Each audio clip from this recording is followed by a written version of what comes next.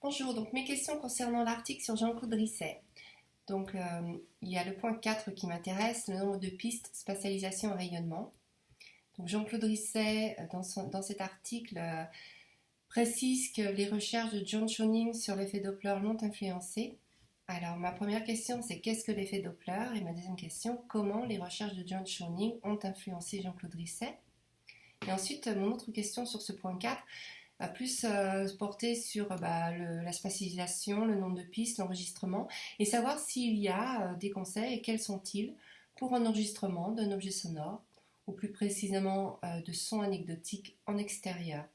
Donc à savoir combien de micros sont conseillés, doivent-ils être en stéréo, en mono, leur disposition et la distance entre chacun de ces micros. Voilà, le point 9 aussi est un point qui m'a intéressé donc, sur cet article. Création, perception, le fonctionnalisme. Donc je voudrais savoir si les travaux du psychologue James Gibson ont influencé Jean-Claude Risset dans la création musicale. Si oui, quelles influences, quels changements, quel apport les travaux de ce psychologue ont apporté à Jean-Claude Risset? Et si il y a des œuvres, quelles sont-elles de Jean-Claude Risset qui illustrent cette influence? Voilà, merci. Merci Pascal pour vos questions précises à partir de l'entretien que j'ai pu avoir avec Jean-Claude Risset et l'article qui en découle.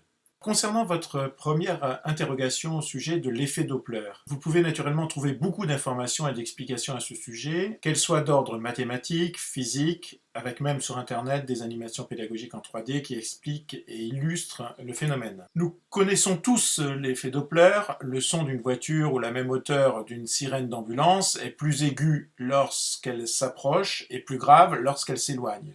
Peut-être moins évident pour le grand public, l'effet Doppler s'applique également aux ondes lumineuses et produit un changement de couleur. Tentons ici de résumer quelques idées très simples. Alors tout d'abord, le phénomène Doppler est un phénomène physique. Il existe bien dans la réalité des phénomènes physiques, ce n'est pas une illusion créée par la perception et nos sens. Jean-Claude Risset rappelle ce point, notamment dans le 3e numéro de la revue Inharmonique. Deuxième point, ce phénomène physique touche aussi bien les ondes mécaniques, acoustiques, électromagnétiques ou d'autres natures, avec de multiples applications. Exemple en astronomie, via l'analyse du rayonnement lumineux des objets célestes pour déterminer la vitesse d'approche ou d'éloignement. Autre exemple, pour mesurer la vitesse d'une voiture via les radars. Ou autre exemple encore, en médecine, pour les échographies, ou en cardiologie, etc. etc. Troisième point concernant l'effet Doppler. En résumé, pour avoir ce type d'effet, il faut un mouvement. Mouvement de l'observateur par rapport à la source, mouvement de la source par rapport à l'observateur, ou les deux mouvements combinés à la fois. Pour un son se déplaçant dans l'air, à l'image d'ondes dans l'eau que l'on pourrait voir à partir d'un bateau qui avance, par exemple, lorsque cette source sonore se déplace, elle forme des cercles non concentriques. Les intervalles à l'avant sont plus petits que les intervalles à l'arrière, d'où la perception d'une fréquence plus aiguë au départ. Ces intervalles arrivent sur un observateur à la même vitesse de déplacement du son dans l'air. Alors l'équivalent, c'est une petite parenthèse, pour les ondes lumineuses visibles, on passerait du bleu au rouge, et citons ici un personnage très connu qui a donné le nom d'un télescope spatial, Hubble, qui en 1929 a mesuré notamment les distances d'étoiles via l'analyse du spectre lumineux. Alors revenons au son, deuxième situation, lorsque la source sonore est immobile, les cercles de l'onde sont concentriques et s'agrandissent à la vitesse du son. Les intervalles sont identiques à l'avant et à l'arrière, mais pour un observateur qui se déplace, cette fois-ci, sa propre vitesse s'ajoute ou se retranche à la vitesse du son. Les intervalles arrivent donc plus vite lorsqu'ils se rapprochent que lorsqu'ils s'éloignent. Et donc, la hauteur change. Pour revenir provisoirement sur votre question, du spatialisateur de l'IRCAM, Société Flux, par exemple dans Pro Tools, ou autre programme interne à Max MSP, nous pouvons aujourd'hui simuler très facilement la spatialisation et l'effet Doppler en simulant une sensation de vitesse qui pose aussi la problématique de l'organisation des hauteurs. J'ai à ce sujet des vidéos pédagogiques qui existent sur la spatialisation à votre disposition sur Internet. D'une autre manière, la question de la position de l'observateur abordée dans le cadre de cet effet Doppler pose la question passionnante des écritures et compositions post-relativistes après 1905 et 1915. Il me permet aussi là de vous conseiller 2 publications à ce sujet. Alors concernant vos autres questions par rapport à l'enregistrement en extérieur des sons anecdotiques, c'est votre expression, reprise par rapport à votre question, il n'y a pas une réponse a priori. Cela peut dépendre de nombreux facteurs, des modes esthétiques ou technologiques du moment, de votre projet de création en particulier, du matériel que vous avez à disposition. Alors à ce sujet, je m'interroge sur l'apparition un peu brutale pour moi du terme anecdotique dans une question qui me semble très générale sur l'enregistrement des sons.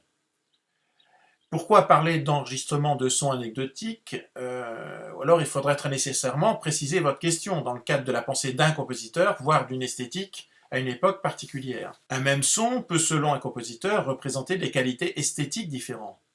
Pour Ferrari, l'intérêt du choix de l'enregistrement d'un son concret pourrait être sa valeur anecdotique, en effet, et descriptive. Mais si je prends ce même son pour Cage, ce terme anecdotique n'a aucun sens. Cage sera même fortement opposé au départ, en tout cas, à tout type de classification, voire de hiérarchisation, comme nous avons pu l'entendre dans William Mix en cours. Ne font pas se tromper à ce sujet. Si Cage envisage 6 catégories de sons par la suite dans son processus de composition, c'est pour mieux traduire l'idée d'un hasard dans son œuvre, une diversité initiale, voire un non-choix. Cage a bien ressenti que pour traduire une notion de désordre, une absence de hiérarchie perceptive, il faut créer des notions d'ordre. Et je souligne au passage que cette idée historiquement puissante n'est en rien théorique, comme nous avons pu l'aborder là aussi durant cette année. Elle est essentiellement liée à une expérience pratique de la composition et à une personnalité artistique hors norme, même si on peut rester critique sur la réussite d'une telle entreprise comme pour toute autre œuvre ou compositeur. Donc en conclusion de ma remarque à partir de vos interrogations déjà précises et intéressantes, Pascal, notamment en rapport à d'autres questionnements d'étudiants, on voit que l'on peut toujours gagner en précision et donc en efficacité. Poser une question en relation avec la création, la composition, les techniques, relève d'un exercice particulièrement difficile, probablement un des plus difficiles. Le mélange trop rapide des termes utilisés dans différentes disciplines peut ne pas faire bon ménage. Termes techniques, comme on a vu, esthétique, historique, compositionnel, mathématiques, physique, musicaux, etc. Enregistrement multicanal au-delà de 4 micros, enregistrement stéréophonique, enregistrement mono, enregistrement d'ambiance ou plus singulièrement de proximité. Il ne devrait, me semble-t-il, ne pas y avoir de règles a priori en dehors aujourd'hui de la pertinence d'un projet spécifique de création. Là, je rejoins Risset, il y a bien eu un élargissement historique depuis les années 50 avec des écoles, esthétiques, recherches selon les lieux et studios. Toujours aujourd'hui, entre Radio France, par exemple, le CNSM et l'IRCAM, en France, il pourrait être intéressant de collaborer aux recherches avec de véritables professionnels sur cette question de l'enregistrement, le compositeur restant généralement en dehors des doubles parcours spécifiques, comme Risset, des bidouilleurs dans ce domaine comme dans d'autres. Mais le temps a passé depuis la musique concrète et les premiers pas de la musique informatique aux Bell Laboratories aux États-Unis. Il existe aujourd'hui de très puissants moyens de simuler algorithmiquement la spatialisation du son enregistré en mono, avec notamment des réverbérations à convolution ou autres réverbérations que vous pourriez même programmer, tout comme l'enregistrement surround et l'analyse d'un son peut enrichir l'écriture d'une de vos pièces. Je reste cependant plus prudent que Risset sur le grand mélange des techniques qui portent en elles-mêmes très souvent des identités esthétiques. La difficulté d'un voyage entre enregistrement, analyse, synthèse, étant d'éviter une notion élémentaire et naïve de collage, comme un degré zéro d'écriture. Pour arriver à fondre dans une même cohérence artistique, esthétique et perceptive différentes techniques et technologies, cela demande un haut niveau de compétences compositionnelles et des formes de virtuosité, avec un temps d'apprentissage et d'expérimentation conséquent et probablement aussi une appréhension claire d'enjeux historiques et diachroniques. Belle perspective donc pour nous tous. Au sujet de vos interrogations historiques, Risset, Shaoning, Gibson, les articles abordent la question, comme dans un livre collectif édité chez Evrin en 2010, composé au XXIe siècle, pratique, philosophie, langage et analyse, et l'article du musicologue Hugues Dufour intitulé La dimension productive de l'intensité et du timbre, notamment à partir de la page 109. Je laisserai un lien internet à ce sujet. Et donc, Pascal, pour élargir votre question, je terminerai par des propos tenus par Jean-Claude Risset lui-même et des extraits choisis à partir d'un article daté de 1988 intitulé Perception, environnement, musique, article publié dans la 3e revue d'Inharmonique par l'IRCAM et consacré à la musique et perception. Et Risset commence son article ainsi: La perception est incontournable. La perception ne se contente absolument pas de transmettre à la conscience une image fidèle du monde extérieur, elle manipule à l'insu du sujet l'information issue des données des sens. Autre extrait: Dans mes essais d'imiter par ordinateur les sons instrumentaux, et là il cite ces articles, Risset, Matthews, 1969, alors la date est importante, 1969, Risset et Wessel, 1982, ce n'est pas le fonctionnement physique des instruments que je cherchais à simuler.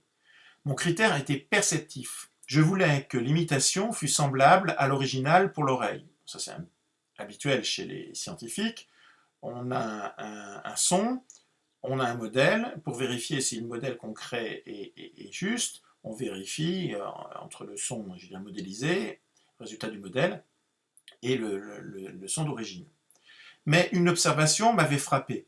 Les sons sonnaient souvent de façon plus réaliste. Leur identité était plus robuste lorsque leur écoute suggérait la manière dont le son aurait pu être produit physiquement.